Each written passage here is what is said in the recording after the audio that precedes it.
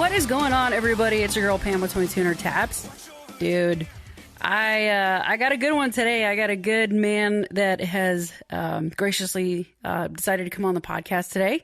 If I sound a little rusty, it's because I am. I promised you guys an episode a month, but it's been two.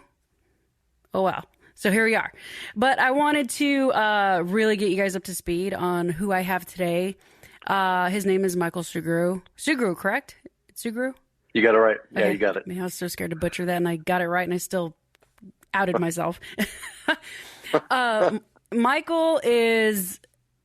I can't wait to just jump into this, and we're going to dive right in. Michael is an Air Force veteran.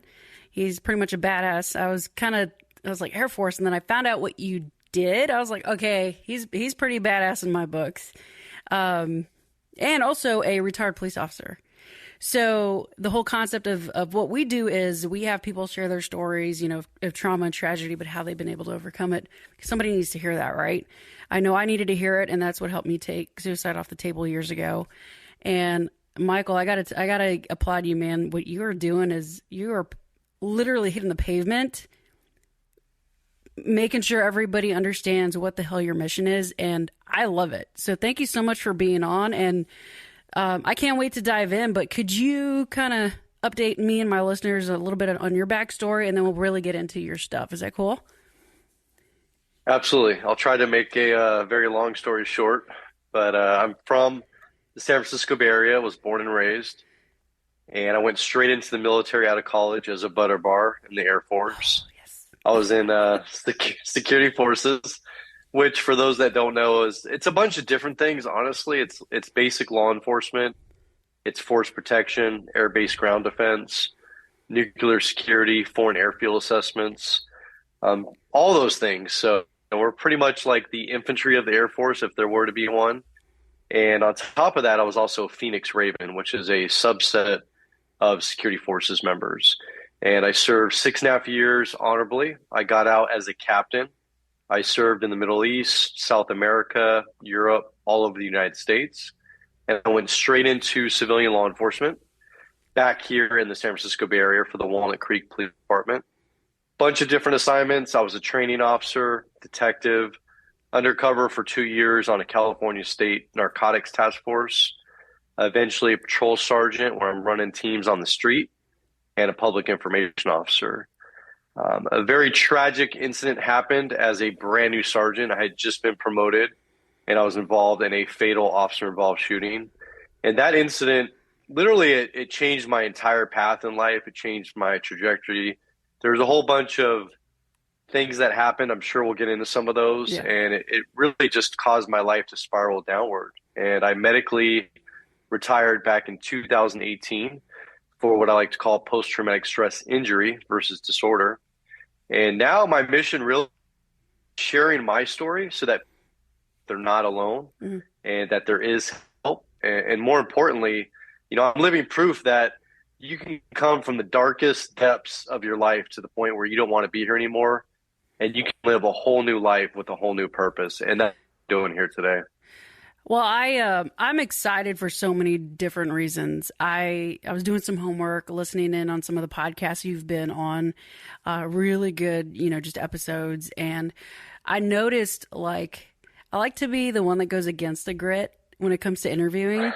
I got to interview Taya Kyle, and I'm like, Jesus, she's like, how do you ask her what hasn't already been asked, right? Or people like that. And I was like, man, that's kind of what I was seeing with you. It's like the same thing over and over again, which is important. But how can I like tweak it where I can maybe get something new out of you? And I think just organically that's going to happen. Just based on the vulnerability I've heard you on the shows, and then the questions I like to ask. That's why I'm super, super excited to have you here because, like you just said, you went through a pretty traumatic experience, and we'll get to that here in a second.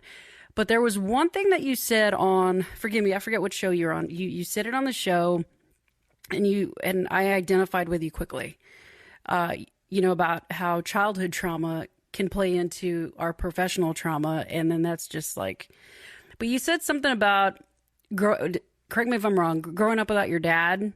You said something quickly on that. Was that right? Did I hear that right, or did I not? and how that something with the childhood that you said that resonated with me. I can't remember what you said. Forgive me on that. Well, there's actually two very big things. So, Okay. my stepfather, who came into my life very early, he was in law enforcement. He was a very positive role model. He's the reason why I went into law enforcement. But on the flip side of that, my biological father, after my parents got divorced, years later, he got himself into alcohol and drugs and a whole bunch of issues. And to the point where my biological father wasn't really as present and involved in my life as he should have been. Mm. And so there was a lot of consequences to that, which I didn't realize until honestly a few years into my recovery for post traumatic stress. I just kind of forgot about things. I pushed things away. And, I go into detail about that in my book that came out, but it's not something that I often talk about on interviews. Yeah, and we don't have to. By all means, we'll respect whichever way you want to take it. I remember you'd said something similar, and that was my childhood. We can talk about everything and anything as far as I'm Cool. concerned. Sweet. Well, thank you for that. I remember when you said that, I'm like, this was my childhood. My bio dad wasn't in the picture. My stepdad, retired chief of police. I grew up with police officers. Like I was like, huh. And here lately, I have my PTS. I want to start maybe using that to understand that better instead of disorder. It was just like a lot of parallels of me and you when it came to certain things. And I wouldn't have felt that way had you not shared that. So that's why I was saying that. It's just thank you for that. I think more people need to hear like our childhood can really impact us in a way that we don't realize when we're older. So I want to jump in. Yeah. Oh, go ahead. Go ahead. Oh, no, I was just going to say that it's kind of actually interesting. And I was in denial about this for many years. But what often happens to us in childhood, it actually makes us usually very resilient, very adaptive, very good at what we do. And it leads us towards these professions in both the military and as first responders. And it makes us very good at what we do, but we never actually want to acknowledge the impact of that and deal with it. And so I think it's actually much more common than people think and people talk about. But many of our first responders, many of our active military and veterans have adverse childhoods. And it could be, in some cases, very extreme, or it can be things that are minor, but it's affected us and it's made us who we are today. For sure. And I've heard that a lot where a lot of people escape their child. They join the military because of their childhood. They want to get out of that situation. So with that, let me ask you this then. How did that form you as a man who chose to do that, to join the service, not having him there, but having such a positive role model with your stepdad? Like, how did that form you as a man to decide, hey, I want to do this and I want to keep helping people? So it goes all the way back to when I was 8 years old. My father, he worked for Sausalito Police Department at that time, and I became a police volunteer. I mean, people are like, what, 8 years old? But it's, I was literally just a glorified car washer, paper filer. I mean, it was nothing exciting. For me, it was because, I was so young and I got my official ID card, and the highlight was riding with McGruff every year in the annual city parade. Yeah. But that's where I literally saw the brotherhood, the sisterhood, like where I saw the camaraderie, and this was a smaller department my father first worked for, and everybody knew each other. It was just a giant family is what it was. And that's what I think really initially drew me towards it. And his brother also, my uncle, was also in law enforcement, and my step uncle was in law enforcement. So literally, growing up, I heard all these great stories and all these cool things. And in high school, I became a police explorer where I was actually doing ride-alongs with officers on the street. And that's where I sealed the deal. I mean, I remember and I was in Richmond now. So Richmond, for people that don't know, not Richmond, Virginia, but Richmond, California is, at the time, it's still bad, but it was one of the most dangerous cities in the nation. Yeah. Just very, very rough city outside of the San Francisco Bay. And it was just nonstop action. I mean, nonstop. And I couldn't get enough of it. And so I made my decision in high school that I would set myself up for a career in law enforcement. And some things changed. So my original plan was to go into the FBI. And I knew that by doing that, I had to have a college degree and I had to have some experience other than just college. And Right. so I thought, what more perfect than the military? And so my grandfather was in the Army Air Corps. And I actually, believe it or not, I looked into the Army and the Air Force, and I went through the full Army officer basic training course. I passed it, but the Army wasn't going to give me much for college. And I was like, this doesn't make sense. So let me go check out the Air Force. And so, of course, I go to the Air Force, and they're like, we're going to pay for your school. All right, so you're good to go. Come with us. And so I ended up going to 2 boot camps, and I got a full scholarship to college. And like I said, when I graduated, I was going to do my 4 years, and that was it. And a lot of things happened. Mm. Most importantly is I got offered Germany, and that extended my time, my commitment in the Air Force. And a couple months after getting to Germany, 9/11 happened. And then shortly after that, I was in the Middle East. So because of all of that, I ended up staying longer, the 6.5 years. But during my time in the military, I worked with the Marshals, the DEA, the FBI, and I realized like that's not for me. Like I didn't want to be in an office most of the time. Yeah.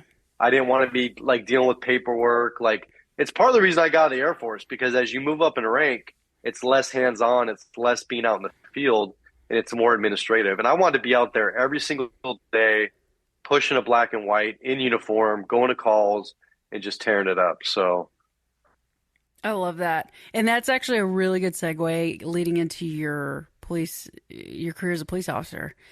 Um, you got in, and one interview I heard you said that you were just one of those hard chargers, man. Like you were writing the most tickets.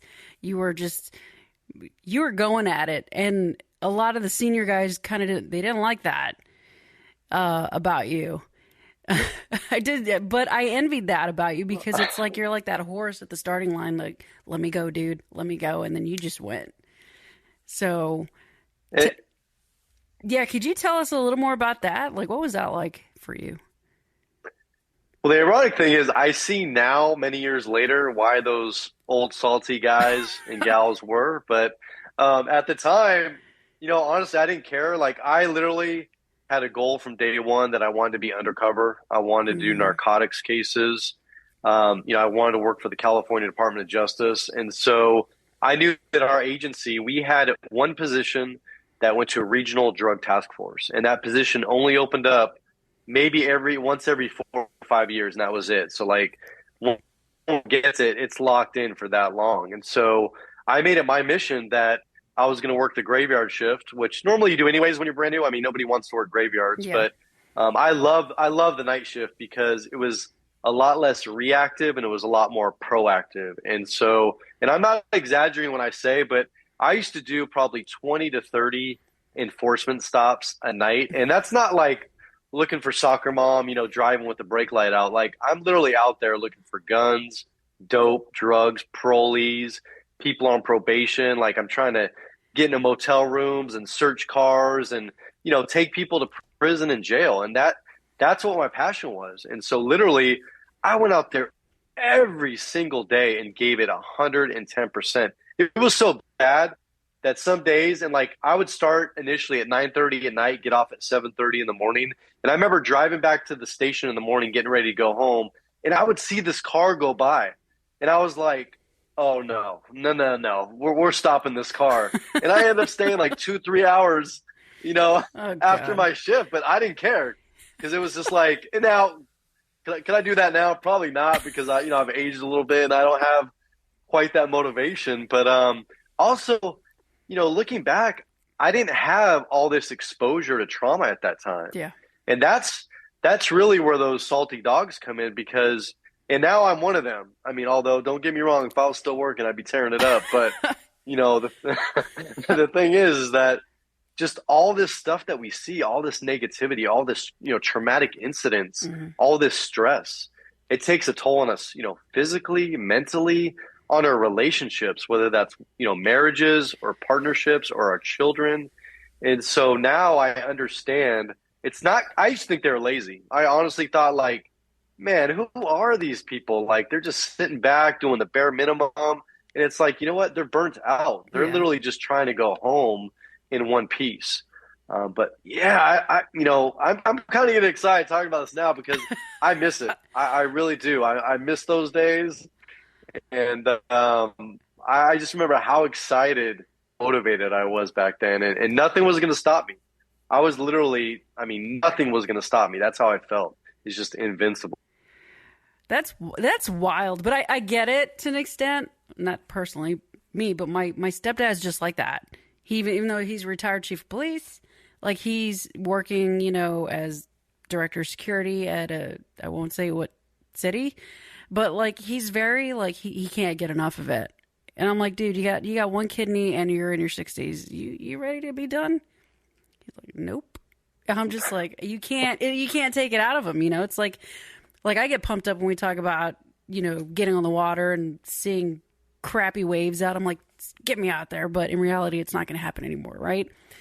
But to your point about like how stressful it is on the family, I know real quick, one of my good friends, mentors, actually, when I was a police explorer, she was a police chief out in Salinas, California. And Oh yeah. yeah, she was out there for a while. Her son, she actually swore in her son. He, not for Salinas, but a different department. He lasted maybe 5 years and he was done. He was just, again, he couldn't take it. He was struggling. His department didn't have his back. And he went into real estate because he's like, I'm done. So to your point, it's like the longevity of that career, it's kind of few and far between to actually hit X amount of years and retire. I think it's like people need to understand, like for me, it was a calling. It wasn't just like some random job. Like this sounds like a cool job. Let me go check it out. And I think that's the difference is that you really got to want this. I mean, you really got to want to do this. Mm-hmm. And if you're just going out there thinking like, hey, this is good pay, good benefits, let me give this a try. Odds are it's not going to last because you have to make so many sacrifices. I mean, so many sacrifices, so many missed holidays, your kids' games, I mean, sleep. I mean, just sacrifice after sacrifice after sacrifice. And you really got to believe that you're out there making a difference, that you're doing good and you're trying to save the world. I mean, that's literally what it comes down to. Yeah. Well, it's a very noble profession for so many different reasons. I told somebody recently, I'm like, imagine you going through a civilian. I'm like, imagine you going through the most traumatic event in your life. Remember that event and how it affected you. Now multiply that by every single day for years and tell me you wouldn't be a different person. Hundreds. And whether you're going off to war, combat, stateside, police officer, first responder, doesn't matter. Like you are being exposed to the worst of the worst. And it's like you don't have time to process it. You don't have time to do whatever because you have to keep doing your job all day, every day, all night. So with that, I want to hit on one of the biggest, stories or events that happened to you that you've been sharing that has gotten us to this point where you have a mission because we're losing way too many people to suicide. Way too, not just police officers, but civilians as well. However, our focus and passion are first responders, police officers, veterans, right? And it's weird. Every day I see it on your social media. We lose another one. We lost another one. We lose another one. And I'm just like, what can we do to help this mission, right? Which is why I wanted to have you on because your story is intense and I feel like somebody needs to hear this. So with that, can you talk a little bit about what happened to you when you were a young officer and what that did to you or whatever event it was that changed you? Yeah, so it was back in December of 2012. And I have to tell you where my life was at that point. My life was perfect. I was happily married. I had a beautiful daughter that was a few years old. I just bought my dream house. Had been promoted quicker and faster than anybody. I mean, my career was off the charts. Like, I was hoping to be chief of police someday. And I had everything just squared away. I mean, everything was going right. And this shift happened the day after Christmas, so it was a graveyard shift. The shift started, I believe, at 9:30 at night, and I was getting off duty at 7:30 in the morning. It was our Friday. And I was excited because I was already looking forward to the weekend plans with my daughter and my wife. And I remember going into work just kind of on a high, honestly, because just everything was perfect. And when I got to work, it was chill, like everybody was in a good mood. It was quiet. Nothing was going on. I mean, I did do some traffic stops and I did write some tickets, but it was the after Christmas. It wasn't Christmas, so kind of like that whole leeway grace period was gone. But and then there was an overlapping team, swing shift team, but they went home. And when they went home a little bit after 1 a.m., I was the only supervisor on duty for the entire city. Hmm. And I remember I'd gotten a meal with one of my officers, and then I went to a little dark parking lot and I was reviewing reports, getting ready to go home. And then a little bit after 3 a.m., the female dispatcher, the only one on duty at that time, gets on the radio very frantic and says the address on the Creekside Drive and says that there's a woman inside a condominium and a man with a knife. And so we all just start driving towards that location. No cars on the street, blowing through lights, literally just already starting to imagine, kind of prepare for what I'm going to encounter and have to deal with. About halfway there, the dispatcher gets back on and says now that the boyfriend and girlfriend are barricaded inside a bedroom. And I was confused, so I asked for clarification on the radio, and I said, is the boyfriend the one with the knife, or is there a third party, third subject armed with a knife? And she quickly clarified, no, there's a third party armed with a knife. Mm-hmm. And so now it's just like, this is already very highly unusual. I mean, we go to domestic violence calls all the time, arguments, but now I'm totally confused as to what's going on, whether someone broke in or do they know each other? What's kind of like the background of what's going on here. And I don't have any of that information. Hmm. And so I pull up on scene. Literally, I get there in just a matter of a couple minutes. It's a very dark street. It's high residential. It's all like condominiums, high-rise apartments. And I know this complex, but I don't know this particular unit where it's at. And so as I start to get out of my car, the dispatcher gets on the radio, but now she starts screaming into the radio. And she says that there's a struggle. And then she loses all communication inside that condominium. And so now we have no contact whatsoever with the female that was calling. Thank God at the same time, one of my officers, a female officer, pulls up right behind me. We have our guns out. We literally just start running towards the sound of these blood-curdling screams we can hear from a distance. And it's a woman screaming, and it literally to this day, it's one of the worst sounds I've ever heard. Yeah. And I don't know if she's bleeding out, being stabbed, but literally she's screaming for her life. And so we just start running, not knowing where we're going. Eventually, we have to crawl underneath an outside stairwell, and we get into this big open courtyard, and there's 2-story attached condominiums basically all around us. And we end up finding the unit, and it goes from these blood-curdling screams to just eerie, dead silence. I mean, no noise whatsoever, not just from the unit, but outside. There's nobody outside. I don't see anyone else. I don't hear any noises. And now we're announcing ourselves. I know I've got more officers coming. It's just her and I. I try to kick open the door. It doesn't work. My officer notices there's a huge louvered window that's been completely shattered inside the condominium. And so again, we're announcing ourselves, please come out, show us your hands, show us your hands. Nothing, no sound, no movement, nothing. So we look at each other, we go in. Goes in first, I'm right behind her. Immediately, we're right inside this kitchen area. And there's a cutout where I can see it goes through to like a family room, dining room area. And so we both exit the kitchen. She goes right, which goes towards the front door and the stairwell. I go left. I clear the family room, dining room area. Don't find anybody. There's nothing unusual, no signs of a disturbance other than that broken window into the kitchen. I now meet the officer at the bottom of the stairwell. And now we're literally shoulder to shoulder. The locked front door is directly behind us, and we're at the base of this stairwell. To my right is a solid wall. And we can see that there's some kind of opening at the top of the stairs that goes to the left. We don't know if that's a hallway, a bedroom. But again, our guns are out. We're announcing ourselves. And then moments later, a male partially comes out, just sweating profusely, literally just staring straight through us. No reaction whatsoever. I mean, literally looks like a zombie. And we can't see the right side of his body. We can only see the left side of his body. And now we're yelling, show us your hands, show us your hands. Nothing. I mean, I don't remember eyes blinking. I don't remember facial expressions. No words. just staring straight through us. At some point during this, two more officers enter the condominium. I yell for one of them to get on the taser. The male officer, there's a male and female officer, he says, I've got the taser. He positions directly behind myself and that first officer that arrived on scene at the bottom of the stairwell. The second female officer goes perpendicular to the stairwell. And she can't see up the stairwell, but we can. Moments later, he comes all the way out. And my partner yells, he's got a knife! He's got a knife!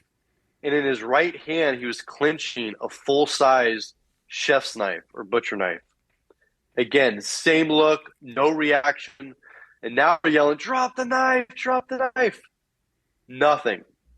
He then takes the knife up and is stabbing over his head and starts coming towards us. At that point, I fire my duty weapon. The male officer behind us deploys the taser. Both female officers discharge their duty weapon. He's now at the bottom of the stairs. The two female officers reposition to the family room, dining room area. The male officer that tried to tase dropped the taser and has his gun out. I don't see any blood. I don't see any injuries. This isn't like the movie. I don't know if I hit him. I don't know if the other officer hit him. I mean, all I know is he's at the bottom of the stair and he's still clenching this huge knife. Jeez. And now, literally, I'm just a few feet from him. And my gun is out. I'm yelling, drop the knife, drop the knife.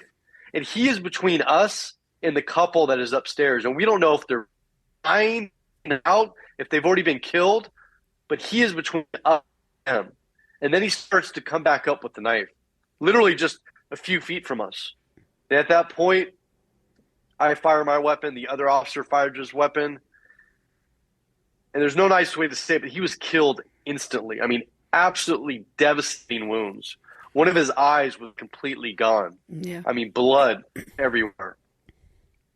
We checked his vitals. There were none. We already had medical that was staging nearby, so we radioed to have medical come in. The officers went upstairs to check on that couple, and thank God we got it because this subject had been stabbing through the bedroom door that night, and the door was literally coming off the hinges, and this couple was physically barricading their bodies against this door, trying to prevent him from coming in and killing them. I have no doubt to this day that had we not gotten there when we did, they would be dead. They would not be here today. But thank God they were both okay. They're both alive today. Jeez, dude. You can't.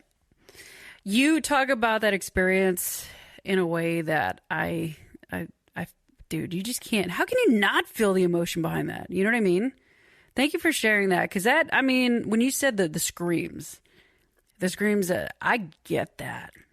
I worked a SAR case where when you hear a mom scream for her son, you just they don't go away. That never leaves you, you know? So with that, I know there was a lot that came from that incident, a lot that dragged on for quite a few years after when the family sued you guys or tried to sue you guys, correct? We were immediately sued. We were immediately sued by the family. We were cleared pretty quickly by both the district attorney and our own internal investigators. It was a justified shooting. You know, we had two victims, witnesses. We saved their lives. Nah. But the whole issue is that even today, years later, we don't know why that young man did what he did because, and that's what makes the situation so difficult, is that this wasn't some hardened criminal. This wasn't some gangbanger, some serial killer. Like, literally, this young man had no criminal history, no police contacts. He was a good young man who was well-liked, was working. And this day, we don't know if he had a psychotic snap, a drug-induced psychosis. I mean, he had no history of mental illness whatsoever. And so, you know, I used to be very angry about this lawsuit, but now I get it. I understand it. The family wanted answers. And because of that, and we all wanted answers, to be frank with you, but I ended up as a defendant in federal court in San Francisco years later. So the shooting happened December 27, 2012, and the trial started the week of September 2016. And I literally was on trial as a defendant for 2 weeks. And so this nightmare incident that I wanted to so forget, I couldn't forget a single detail. I had to remember every single last detail of this horrific incident because I knew I was going to be in a federal court fighting for this, literally fighting for this. And so I couldn't forget it. And meanwhile, I'm having these constant nightmares, just lost my marriage, health problems. I mean, you name it. I literally experienced a lot of darkness during this time. Oh, I was just going to ask, what did that do to you when you took your gun belt off that following day and just try to decompress? Like, what did that whole experience do to you? Well, hours later, we got interviewed without sleep for, I mean, literally over 24 hours. And when I got back to the station and took my gun belt out, it was literally they were collecting my things and putting them in my evidence bags, and I was being photographed, and my fingers were being checked for gunpowder residue, and literally I felt like a criminal. Hmm. And for all intents and purposes, I was, because they were investigating a homicide. But to go through that process, to be on the other side of it, is indescribable. I mean, absolutely indescribable. And then, for me, it was like a nightmare. I was hoping it was something that didn't happen. I was hoping that I was going to wake up one day and it was just a bad dream, but it wasn't. It was reality. And I remember getting home that first morning after being up and being interviewed, and I was already feeling numb and detached. And I literally just wanted to go upstairs and go to sleep. And that started isolation. That started drinking too much. It started a whole another bunch of problems that I just was hoping I was going to numb. And the thing was, I wasn't dealing with any of the problems. I was just numbing it and making it worse. So what kind of a husband or daddy did your family get when you were going through all that crap? You're just isolating, or what did that look like? I wasn't there. I wasn't there. I mean, I might have been there physically at times, but I wasn't there mentally. I wasn't there emotionally. Literally, I couldn't sleep. And when I did sleep, I was having horrific nightmares. Mm-hmm. And so drinking at night was the only way I could eventually pass out. And as you know, as everybody knows listening to this or watching it, that never makes things better. It makes things much worse. But I made a lot of mistakes early on in my career. And one of those is that I told myself I would never talk about the job or bring it home, because I thought by doing that, I would be protecting my family. And it's one of the worst mistakes I've ever made as far as my career. And I talk about a lot of mistakes in my book, but because of that, I didn't have that established relationship with at the time. And we're divorced now, but I didn't have that relationship where I could come home and honestly share about what happened at work, because I didn't want to do that. And I felt like if I did that, I was going to scare her, and I didn't want her to be worried. But I let everything bottle up inside, and there was no outlet. There was no healthy outlet. And so there was nobody that I could talk to about my feelings and the things that I was going through. And it got to a breaking point where I finally tried to open up to my spouse, but it was too late. There had already been too much damage. And when I needed her, and nothing against her, because I'm the one that put myself in a situation, but when I finally opened up, it was too late. She wasn't there for me when I needed her. Now, you said you went down a really dark hole for the most part. You were not in a good place. You were ready to check out. I didn't want to be here anymore. Yeah. I hoped that I died in the line of duty. So I had an active plan to take my own life outside of work. But what I did do was I put my officer safety, my tactics, I put that aside, my judgment, and I put myself purposely into dangerous situations, hoping that a bad guy took me out. So opposite of suicide by cop, I was hoping for suicide by bad guy. And that's how bad it got, because I figured that at least if I duty, at least my daughter is going to be taken care of. At least she's going to know who her dad was. I'm always going to be remembered. They're not going to let her forget about her dad. And that was the thing, is that I thought that was okay. You know what? So if I die on the job, at least my family's good to go. That's a lot of pain right there, That's a crap ton of pain.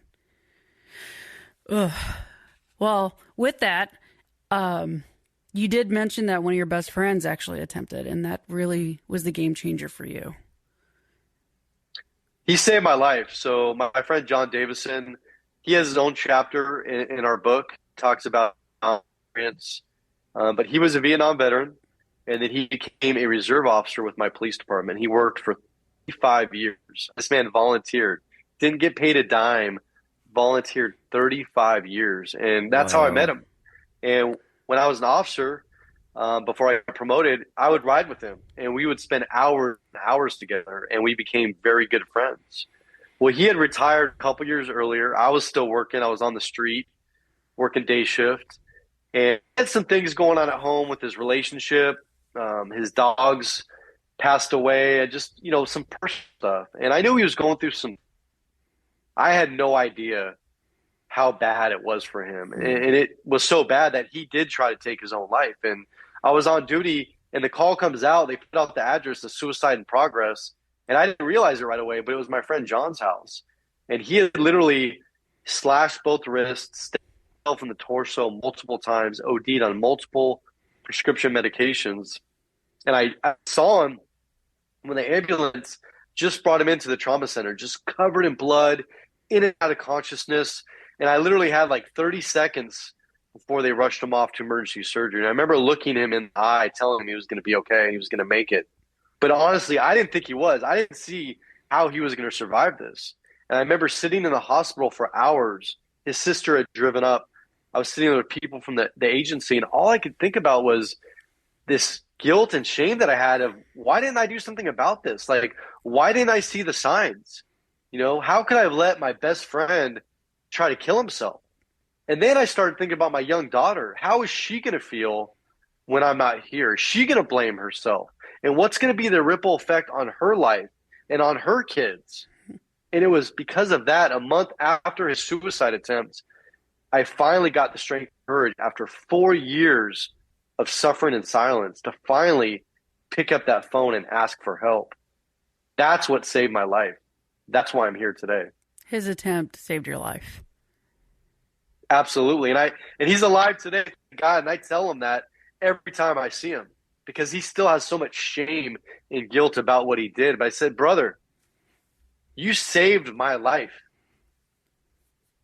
I mean, how ironic is that by trying to take your own life, you save somebody's life? But he did. Never will let him forget about that. That's wild, man. I don't want to say I love that, but I do love that. There's somebody else's pain it's like the phoenix, right? You're going to rise through the ashes, even though it wasn't yours, but it was somebody close enough that you love dearly who has been there for you since God knows how long. That's incredible. And what a way to honor him. You give him an entire chapter in your book, which I do want to segue to that. Your book, Relentless Courage, you released it not too long ago. It is blown up on Amazon. I've been reading the reviews. I've seen Jim's help promote the book. I mean, they're plugging you all over the place, and you're doing the legwork to make it happen. Make sure people know that it's out there, and the reviews are phenomenal. I read a few today that I was like, that's what it's about, But you don't have to be a police officer. I mean, people that are in the military or civilians, family members of police officers, they're all the feel good payoff, right? Like everyone's learning something that a lot of people wish that they would know about their job or their profession or what they're going through. So I know the book. How long? When did you released it this summer? Didn't you? Was it this summer? So it came out the very last day of April 2022. So it hasn't even been out a full year yet. That's incredible, man. I'm telling you, you guys need to go on Amazon and go check out the reviews. It's incredible. I got to tell you how this even happened because this is not something I ever envisioned, not something I planned. But our book, Relentless Courage, it's winning the battle against frontline trauma. And my co-author, amazing, amazing woman, her name is Dr. Shauna Springer, and she is a clinical psychologist. She has worked for the VA for TAPS, Tragedy Assistance Program for Survivors. Mm-hmm. She's worked with combat veterans from all services, first responders. But she is a culturally competent clinician who truly gets it. And she had already written 3 books before this. I didn't know her. But the funny thing is, this shows you how things are meant to be. She actually lives in the city that I worked in officer. We never met. Hmm. Our paths never crossed. She had no idea about all the things that we see and do. And she literally, this is before COVID. She hit me up on LinkedIn because I was on there just, posting things about suicide prevention, PTSI. And she said, hey, I'd like to have a conversation with you and just see who you are, what you're doing, and tell you what I'm doing. I'm like, yeah, cool, let's do it. So we have a phone call, and she's telling me about this procedure called stellate ganglion block, which is a medical procedure for the physical symptoms of post-traumatic stress. And then I started telling her about what I'm doing, and I told her my story. And she goes, have you ever thought about writing a book? And I kind of laughed, and I was like, I've been asked that before, actually, and I kind of have thought about it. I said, but because of post-traumatic stress, I don't think, honestly, I have the ability, the concentration, the focus to even get something like that done. Like, I don't even know where I would start. Yeah. And so we left our phone conversation at that. A couple months later, she hits me back up. She's like, look, your story, and she's like, I've heard hundreds and hundreds of trauma stories, but your story is sticking with me, and your story is going to save countless lives. And she said, I want to make this happen. I want to do this book with you. And that very instant, I knew it was I knew she was the right person. I said, let's do it. And we embarked on this journey. COVID happens.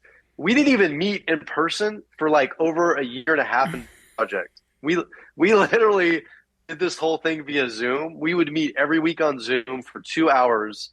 And there is nothing like this book out there because it's not just a story or my story. It's many stories, but it also has Doc Shauna Springer's breakdown, analysis, explanation of everything in a global sense, so that not just first responders, veterans, but anybody on the street is going to understand it. They're actually going to get it. They're going to see the toll of our jobs, but more importantly, they're going to see the human behind the badge and the uniform. And I just have to give Doc Springer praise because this would have not happened had it been for Doc Springer. And she truly is a remarkable, remarkable person who gets it. She understands it. And this book is saving lives as we speak. And that's what it's about. It's saving lives. I love that. I can't wait to read it. I just haven't gotten it yet. And I knew we were going to get this interview going. So I'm like, I need to read this freaking book. Because I love the concept of you telling the story and her following it with the I can't say the word. Clinical. Thank you. Sorry, just brain fart. It's just like, it's a match. It's just like, well, here's the supporting documentation. It's a good marriage, if you will, to really help somebody understand that stuff. So I can't wait to dive in and read that. Let me ask you this, just on a personal note, because I know with me, I could use a little feel-good medicine here. When we fight, and I say we, right? We have this mission to help people. We have this mission to help, and we lose 22 veterans a day. It's way more than that. I am more than sure. And then police officers and first responders, there's just way too many people hurting. And then you get people like us who are, we're hitting the pavement. We're doing what we can to help people. But then I don't know about you, but I struggle. So, and like right now, I'm struggling. I lost my therapist. I haven't been to the gym. And I'm like, those thoughts just kind of like, hey, remember me over here? And I'm like, no, we've done a lot of work around that shit. And that's not what this is about. But with that, how do you take care of you? Because I know what I need to do to take care of me, and I just haven't done it. That's starting all over again tomorrow, which is good. But what does that look like for somebody like you? Because although we're out there pouring ourselves out there, we give. It's like, how do we take care of us? So I'm just curious, like, how do you take care of you? So self-care is absolutely critical, and self-care is not being selfish. There's a common misconception out there, especially for first responders and military, that they think about, if I'm doing self-care, then I'm not taking care of others. And, you can't take care of others unless you're taking care of yourself. That's the fact behind that. So, my journey of recovery started the end of December 2015, and I'm still on a journey of recovery. I mean, I'm doing night and day than I was. I'm doing great. Like you said, there's certain things that I have to do to maintain this level of wellness, this level of positivity. And yeah, we have good days and bad days. Things happen in people's lives. Stress happens. And so you have to know when you get triggered, when these things happen, you have to fall back on those fundamentals that, sometimes take years to learn. And in my case, I have a routine. A routine is very, very important. And for me, going to the gym is critical. I go to the gym 2 hours every day, 5 to 7 days a week. If I don't go to the gym, then I go hiking. And usually if I go hiking, I'm hiking 5 to 10 miles a day. And so, both of those things, I'm usually doing that with somebody else. So when I work out, I've got a cop buddy and I've got a Air Force buddy. When I go hiking, I'm hiking with my girlfriend or my daughter. And so I'm not isolating. I'm communicating. I'm with other people. I'm doing a healthy activity. It's reducing stress. Typically during the week, when I come back from working out before I take my shower, I meditate. I never believed in meditation, but I ended up going through this year-long program with Mission 22, and it's called Recovery and Resilience. And that really got me into meditation. And it's literally, it doesn't take long, but it's taking time for yourself. But it's an easy habit to break because we get so busy and you just go, I don't have time for that. But I've noticed on the days that I don't make time for it, I'm more irritable. Things affect me more. And so I have to go back to my fundamentals. Outside of that, I still see a therapist. I used to go at the height of my recovery, I was going like twice a week. Now I see a therapist once every 2 weeks. And therapy is literally just talking to somebody. And it doesn't have to be about my work-related stuff. It could be about relationships, family issues, health issues. It's just a confidential, private, trusted, protected place where you can feel safe to talk about anything. And so as many times as I've said, I don't need to do this anymore, I quickly realized that, no, I need to do this. It's important. And even if I'm just talking about whatever, it's still healthy communication. And more importantly, I know that there's this person that I can reach out to anytime, and they're there for me if I need them. And that's the key behind this whole thing. So I want people to realize that, yeah, you can get better from post-traumatic stress, but also realize, like anything else, if you want to maintain your physical health, there's certain things you got to keep doing. If you want to maintain your mental health, there's things that you got to keep doing. And reading is one of them. So reading my book is definitely going to help you, but that program that I was in, the Mission 22, and I say this kind of funnily, but I wasn't a big reader. But that Mission 22 program, we had required reading, and they would send out a box of things in 4 different phases, and it would come with like 5 and 6 books. And I had to read all those books. But I'm so glad I did, because reading can be very calming. It can be very relaxing if it's done in the right environment. And this program, it forced me out of my comfort zone when it came to reading, when it came to meditation. I also had like a coach who I would talk to. And so there's all these things. And the key is try new things. Some things work for people and they don't work for others. There's no magic one thing for everybody. Usually it's a combination of different things that work for different people. So just try something new. I actually wrote them down. I think I'm going to look. I saw one of their videos that they did of you, Mission 22. So I'm gonna look. Phenomenal program. Yeah, I'm gonna look. And I'll be honest with you, I had to quit my job today because I'm so it was physically taxing, and I'm not in a good place. And I haven't been there a few weeks, and I still love the owner of this company. I just I'm like, I am spiraling. I got no therapist. Haven't been in the gym. I'm just like X, Y, and Z, and I'm like, what? Here we go again. So, like you said, you gotta identify like when this is happening, and I did that today. And I'm like, I can't do this. Like mentally, I'm not in a good place. Doesn't mean I'm in a bad place. I'm just not in a good place. But tomorrow, we're picking up where I was before I started working. That was working. Like hate reading, but yes, I want to re-implement reading. The gym, my cup of coffee, that's like my saving grace is my coffee. And good connections with all these amazing programs to help just fill my bucket. You know what I'm saying? So thank you for sharing, because man, there's so many people pouring into people, and I'm like, how the hell are they taking care of themselves? So thank you for that. But real quick, I think we're doing really good on time. Where can people find your book? Is it only on Amazon, or are there other places? So it's only on Amazon, Okay. but on Amazon, it's either paperback, hardcover, or Kindle. Okay. So, you do have choices there. Unfortunately, we don't have an Audible version, and I don't know that we will. And there's reasons behind that I can't really share during this interview, but Yeah. I've been asked many times because I like Audible versions myself, but unfortunately, it's just not available. But here's the cool thing. Look, although it looks huge and looks like really thick, we did write it for first responders and military people, among other people. So it's double spaced.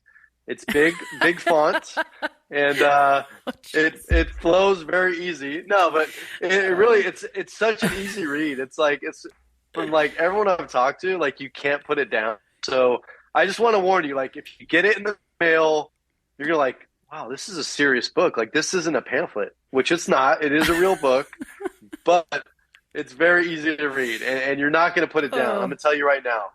Oh, you know what I didn't mention either about this book is that I don't know if most listeners have heard of his name, but he's kind of a legend. But Lieutenant Colonel Dave Grossman, the author of On Killing, On Combat, huh. I think he's written like 17 books.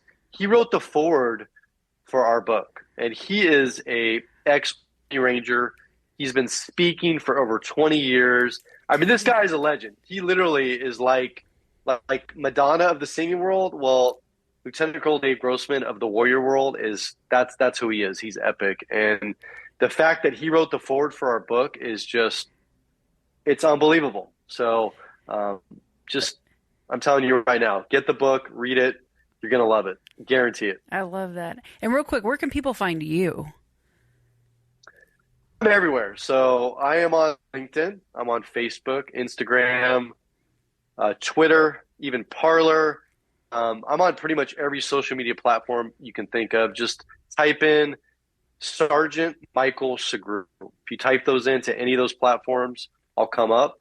But I also do run a page. It's called First Responders First on both Facebook, Instagram, and we have a private group. And so I highly encourage you to check those out as well, because I'm constantly sharing things for all first responders, all military members, all family members. And the group, it's vetted. I make sure it's only first responders, veterans, or supporters of. And you can share whatever you want in there as long as it has to do with officer wellness or veteran military wellness. So check those out. And one last thing before we sign off here in a little bit, because I don't even think we really brushed up on this, but that's the whole point of this whole thing, right? Is breaking the stigma, or smashing the stigma. What is the stigma? Well, asking for help. It's okay to not be okay. And I'd heard one of your interviewers say, I don't believe in that. I'm like, what? I'm like, no, it is okay to not be okay. I kind of understand where he was coming from, but I understood where you were coming from. And that's a big thing, and what I want to hit on is the departments are getting, like you said, the police departments are, in any department really, they're getting better at mental health, providing resources, but there's still that, I might lose my job if I do this, or maybe I'm no longer fit for duty. That's still a real thing, and that's why we did our video, Damned If I Do, to showcase that. It's a harsh reality. Things are getting better every day, and they're definitely better than they were 10 years ago. Post-traumatic stress, it doesn't have to be a life ender or a career ender. I mean, you can work a full 30 years healthy and come out the other side and enjoy retirement. But you have to talk about these things all along the way. And for us, for warriors, for military members, all first responders, we have this like feeling that we have to be invincible, that nothing bothers us. We have to put up this perfect image to not just the public, but everyone around us, including our family members. And we're human. That's what it is. We are human.